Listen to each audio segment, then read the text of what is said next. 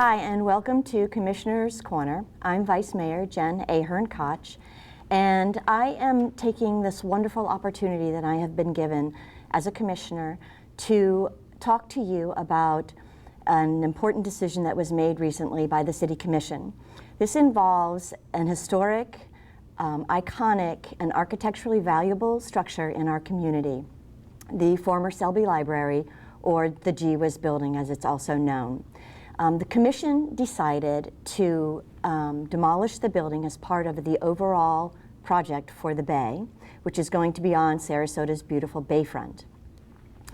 I voted against this decision, and my decision is based on the fact that I'm a very thorough person when it comes to process, and I believe that a decision of this magnitude that impacts the community to the extent that it does should be weighed carefully with data, with research, with the community's input, and with proper discussion. Part of that proper discussion is to look into the opportunity and the possibility of repurposing such an iconic structure.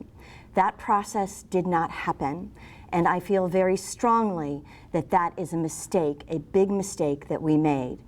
We will be talking today with some amazing people in our community, and we will try to give the GWIZ building, or the former Selby Library building, that proper process that it should have had.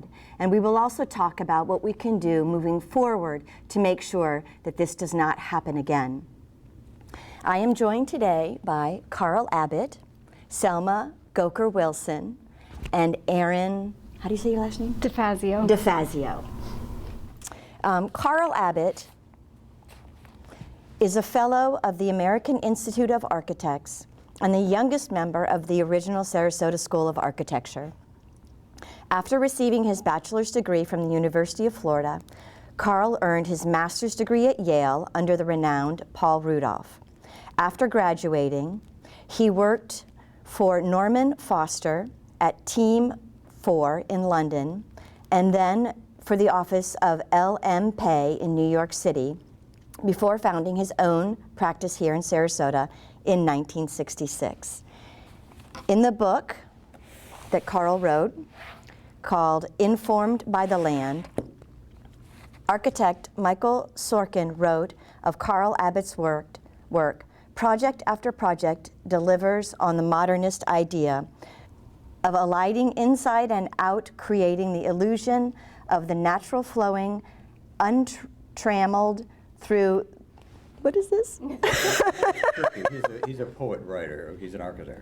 Untrammeled through the constructed, a sequence of shifts, both tacital and tectonic, that created a richly compact journey in which spaces move to arrive at moments of expansiveness and relaxation both. My quote that I preferred was by Yale classmate Lord Richard Rogers, who said, "Carl has a unique understanding of what architecture is about and how an international style can develop a strong regional character. His buildings are sensitive to context, express a spare poetry without ever becoming austere, and have a unique beauty. The result is buildings that are works of art." And that quote will come in later as we talk about the GWIZ building. Yes. I'm also joined by Selma Goker-Wilson, who describes herself as an architect with a diverse multicultural background. She revels in complicated projects, solving problems, interacting with people, creating satisfied clients, and building buildings. Her particular expertise is in performance buildings. She has a master's degree in architecture, having studied in Turkey and England and worked all over the world, including in Tokyo, London, and now in Sarasota. Locally, she has worked on the Van Wezel and the Sarasota High School building. Welcome. And my next guest is Erin DeFazio. Originally from upstate New York, Erin spent her childhood house hunting and read House Beautiful alongside Nancy Drew, a career that began with writing and editing for a publisher of an architectural trade magazine, eventually led to helping run a contracting company that specialized in historic restoration and custom design in Connecticut. That labor of love grew, and she began purchasing and restoring homes for customers as personal investments. Erin moved her family to Sarasota in April of 2015, having fallen in love with its tropical mid-century charm. Now a licensed realtor, she has dedicated herself to helping homeowners preserve the historic building environment unique to the Gulf Coast. Erin also serves on the Historic Preservation Committee and on the board of the Sarasota Alliance of Historic Preservation. Welcome, Erin, and thank you all for being here and taking part in this discussion. I would first like to start the discussion with this, a little bit of discussion about the GWIZ building and the potential of repurposing it.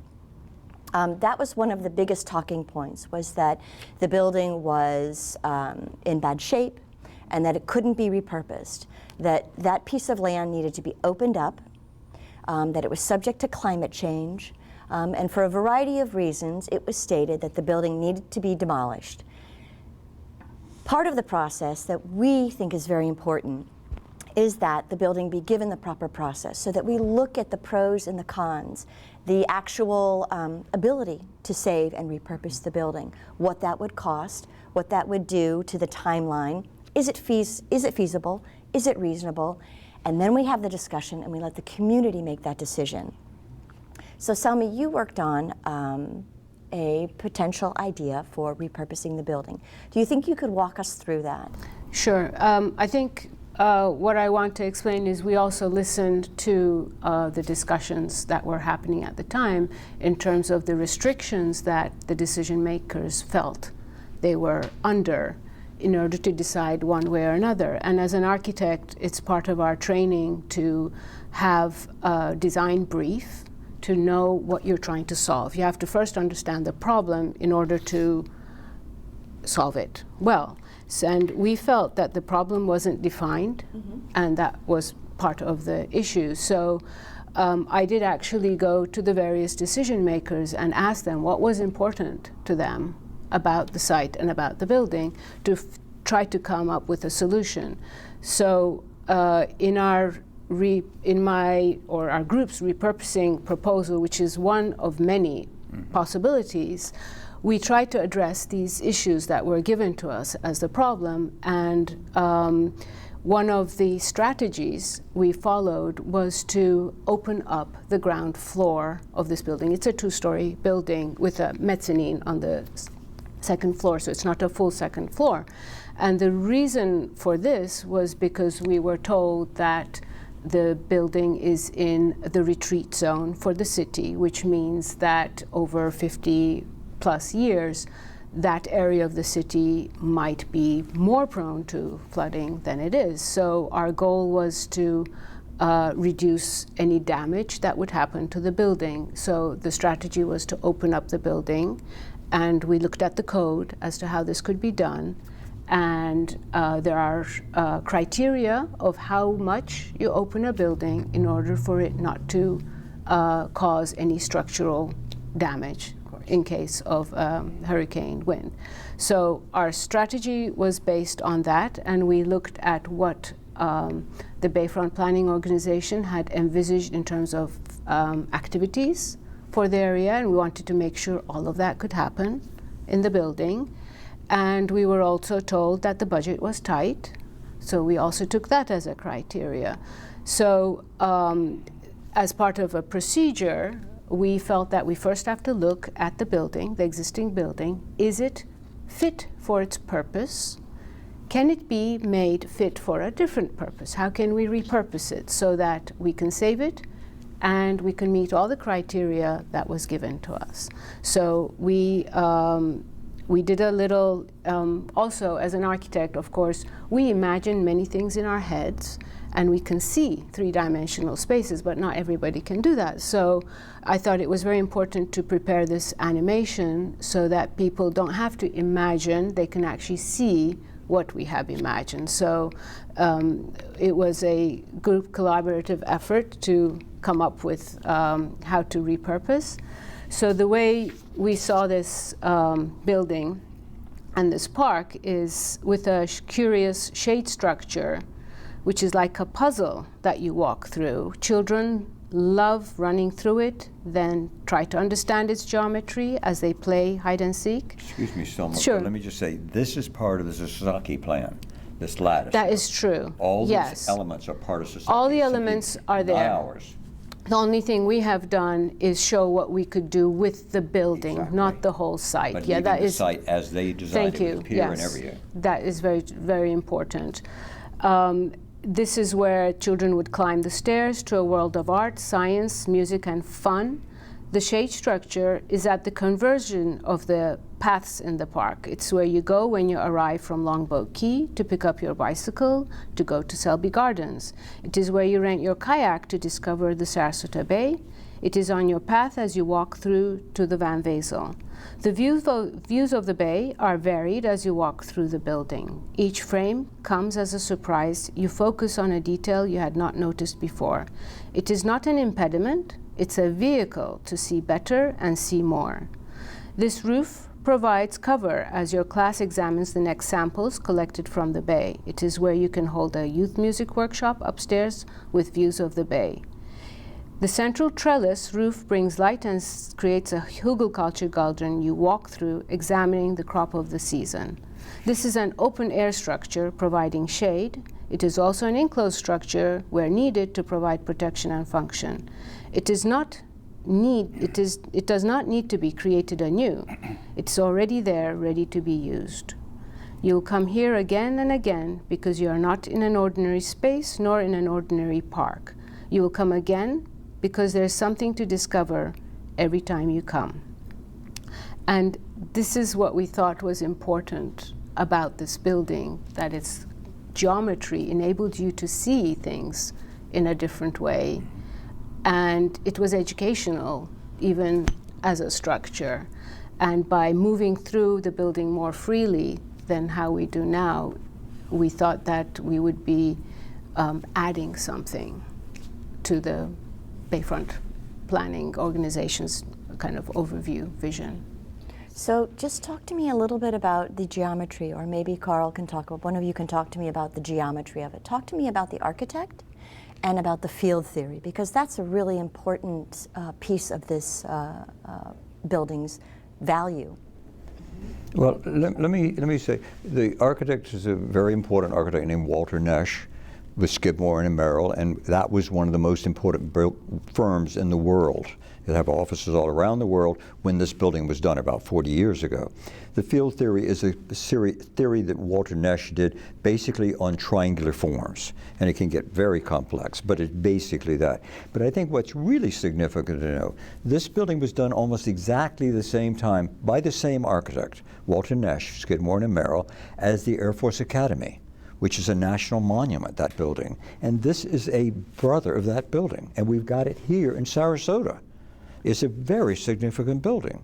So one of the things that was that came to light for me was that often we have, when you have these architecturally significant buildings, that they're often private residences. And that one of the special things about this building is that it is a public space. Which makes it even more significant. And if I could talk just a minute, I am an architect, I'm a planner, I've taught at a number of major universities, planning and architecture, and so I think I see this in a way I've got a good background to see this, I feel. And I've been a resident of Sarasota for over 50 years. And I was here before that building was there. My kids love the buildings, my sons, and my grandson loved it. Sons loved it when it was GWIZ. So I've used the building and I know the building. I just got back a few weeks ago from Washington and New York, where I was involved in architectural symposiums. And Sarasota is known as a city of significant architecture. And here we are, destroying one of our most significant buildings by a major architectural firm that's recognized all around the country and known around the world. So it's terribly upsetting. I'm not a person who says you save every building because it's old and had significant things or people be there.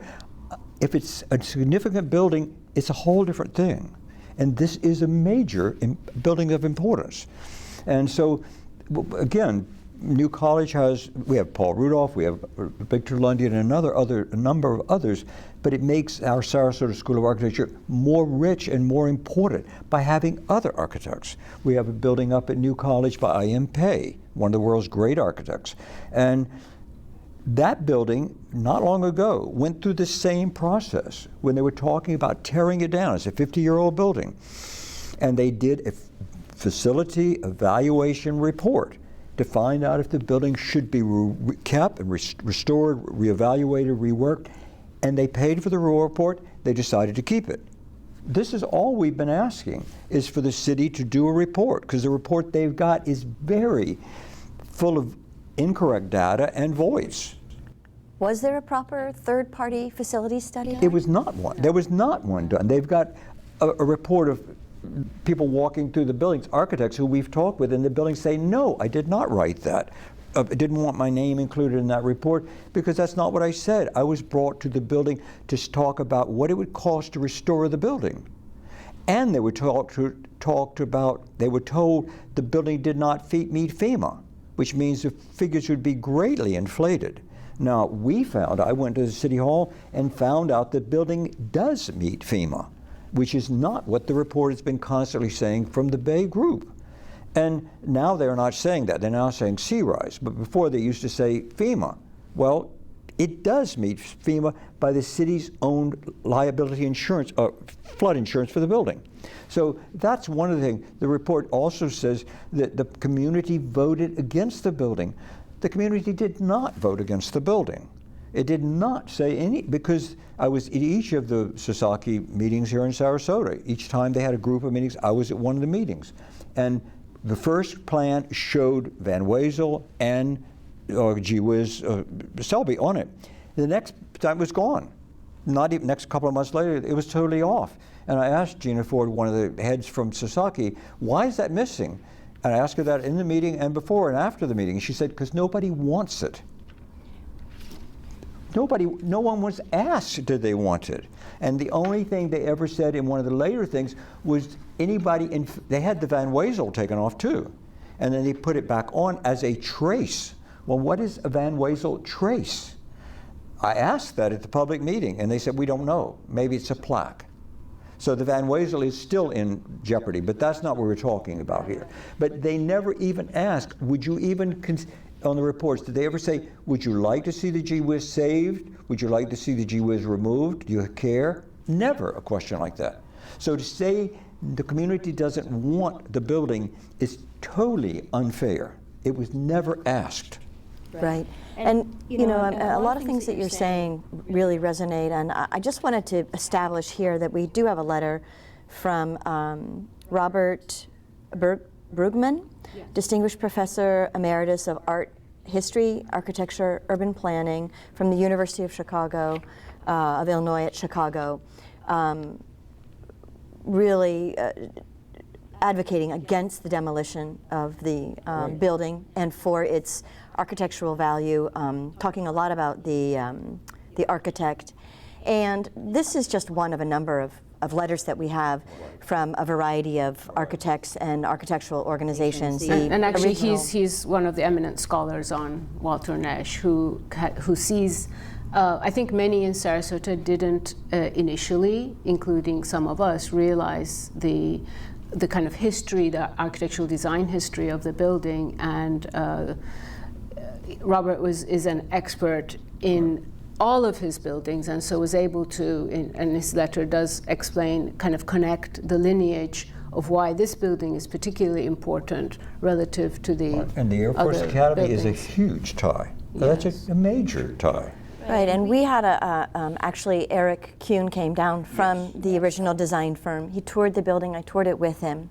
And we looked at the building, and he was in awe of the building when we toured it. And I think one of the important things that I wanted to talk about as well was that when the building was built, I have an article here that was written by Charlie Husking, and he talked about the building as a working work of art. Yes, and exactly right. I've been learning a lot going through all of this, and I think that is one of the elements that makes a building so special. Not only its architectural value, but it's actually a building that functions. Now the building has iconic and cultural status, but it also has historical status. I would like to hear from Erin a little bit about the I know that we had, I received letters from the Preservation Advisory Board, from the Historical Society of Sarasota County, from art professors and historians, from the Center of Architecture, from the Sarasota Architectural Foundation, and from a variety of architects, including you, Carl Abbott, and Dale Parks. But from the historical side of it, can you just speak to that a little bit? One of the concerns in preservation is the historic context of the building. And one of the unique things about this building is that it was really built by the community. The community was involved in the entire funding process of the building. So essentially, there was a group of volunteers that raised every penny required to build this building, and then they gave it to the city. And so the community was involved in raising the funds. They were involved in selecting the architect or the design firm, and they selected the site, and they wanted this building to be representative of what Sarasota is as an architectural city, and to complement the Van Wezel, and to embrace the bay, and really, the community having been so involved in creating this building, it has tremendous significance and history here. So I think, that a lot of the community may not be aware because we are more recent residents who have come into town, but this was really something that meant very much to the city, and I feel that their voice has not been heard. Yeah,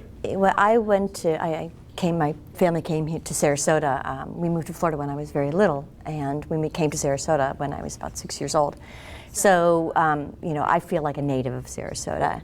I went to high school here, and this was my library in high school. So, I'm here as a vice mayor, city commissioner, but also, for me, this also has that personal element to it, has that iconic element to it. It was my library. I remember walking in. I remember seeing that staircase. I remember seeing that those big stacks of books, and then being able to go to that corner, because part of the field theory is you take a rectangle or a trapezoid, and then you just rotate it, and you create these little triangular spaces that are so special. Now, as a high school student, to remember a building like that and to have such fond memories, that says a lot about a building. So not only is it a working work of art, but it's also iconic, historically valuable. A lot of the reasons, so these are very valid reasons. These are expert opinions about why the building should be saved. They're emotional opinions, cultural, historical. But some of the reasons that were given that it needed to be demolished were that open space. Are you confident that the building footprint would still allow for open space on that area, Selma? Absolutely, because you're going to be using the building's footprint as part of your open space facility. So by doing that, it's not a barrier, because just like if you had a huge tent structure in a park, or a bandstand in a park, it's not really an impediment. It's part of the park. It's shade. Yeah, it's shade and protection, and it's actually, the park, we presume, would need a restroom. So this already has a restroom in it, for example. So it's already kind of ready to be used as part of a park facility. Okay. So you feel confident that the building is safe and secure, structurally sound. It can withhold sea level rise and climate change. It can serve a purpose, a shade purpose, and a community gathering purpose. that it, it was touted as mold infested and rat infested, and none of that is true. I toured the building myself. No. It is a significant structure. And it does have a little bit of water damage. Is any of that a reason not to repurpose the any building? building of any age that's had little care, you'd expect that. I mean, it's totally. And let me just say that there are all these concerns about the report that the city, in effect, voted. It was two people, you and one of the other commissioners, so it was a 2-3 vote. It wasn't like a unanimous tear it down. You fought very hard, and that's to be applauded, clearly. But the other thing is, we're really concerned. We understood that the city process has not been even followed properly on saying demolish the building. Now, you know more about that than I, but there's a procedure you're supposed to go through with the public building. That's not been done. Let's talk about that. We only have a little bit of time left, and I I want to think make that's sure really important. we get through the process and what happened and what we can do in the future. Well, I think one of the biggest things is that in the code, in the city's own code, it requires anyone seeking a demolition permit to take measures to avoid, minimize, or mitigate the adverse effects of demolition and to undertake all reasonable measures to save the building on site. And none of that was done. And this is the code. And this is the code. This is what is expected of a homeowner if they come in and say, I'd like to demolish this building. And there's also, I think, an issue of an inherent conflict of interest, because one of the Historic Preservation Board of the city, as an advisory board to the commission, has been trying to express their concern about the potential demolition of this building, and their only avenue for seeking advice is turning to the city staff. And unfortunately, that's like turning to the building owner who wants it gone. How should we best approach this? And so that's a conflict of interest, and it's not it's not allowing the board to properly serve the community. Right. And the board is made up of professional architects, planners, and professional guys who are on the City Historical Preservation Board. They volunteer their time, and they voted 3 times over the last 3 years for this building to be saved. They said it is a significant architectural building that's part of our legacy. It should be preserved. Then their link to the city, just as you said, has not carried through. And I think one of the things... It's bizarre. I don't want to cut you off, but I think one of the things is that the building should be preserved, but also take that building because it was built as a library. Right. It was turned into Right. repurposed into a science Right. building for the public. Right. And now let's repurpose it again to make it fit its new space. Right. That we're not saying preserve it in its current form. Correct. We're saying let's repurpose it, let's move forward. Exactly. And I think that's something that the work of art is alluring to. It works. It evolves. And you work with what you have in order to make it applicable to our current time, and that's how we keep our buildings, by making it relevant to us now. Yeah. And by ignoring it and leaving it empty, you don't give that building the opportunity to become relevant to the community. Yeah. And that's why I think a lot of people did not know about the building. They didn't even know where it was because it had been ignored for so long. But let me just say, as an architect and planner, when you travel around the world, you want to see what's happened in a place. That's the richness that you gain in a city. Certainly London, Paris, these cities. We're getting to be a city. If we knock out our history, it's really sad. It's killing part of what we're here for. Yes. So we need a legacy and protect our legacy. Terribly important. And this is only a tiny part of that 50-acre site. Right. Tiny. And we're told, one of the city commissioners, that the group wouldn't have money to go out and get volunteers if we don't tear down the building, which is really bizarre. I mean, who would want to pay money for the big park if they're being misled? So it's a bizarre. There are a lot of inconsistencies. Right. I wanted to speak about what you just said about I spoke with several architects about this building, and one local, very well-known architect said to me, "You don't go to Rome to visit a CVS." Nothing against CVS, but you don't go to Rome to visit a CVS. And we are becoming a city. This building is a legacy building. It is. And this project that we're embarking on is going to be a legacy project for the future generations. And my fear is that, and the reason why I wanted to do this on this building was that if we do lose this building, I want future generations to know that there were many people in this community who wanted to repurpose that building and keep it for the community to have and to relish in and enjoy its beauty. And when we were talking about the community and input, you all have a petition, is that correct? Right, because we were told that nobody was interested in the cares, is what building, they and said. we were not sure that was true. So we started a petition on change.org. And What date did you start that petition? we started it in August. So it's been a couple months, and there's over 1,600 signatures. And that petition is not even just to save the building, it's to get a proper facilities report. Exactly. So that the correct decision can be made. Exactly. And we believe that the procedure is the most important thing is for the city moving forward. If there are good procedures, we will make healthy decisions. Right. And that is a recognized procedure with removing a public building, is to get a facilities evaluation report by an independent party, and our group came up with half of the cost to cover that report. So it was a win-win for everybody. And actually, when we were looking at the adaptive reuse, we did contact the original architects, SOM, and the engineers of the building to test our idea against its viability. So they are out there, the information is there. It needs to, we feel it really needs to be evaluated properly.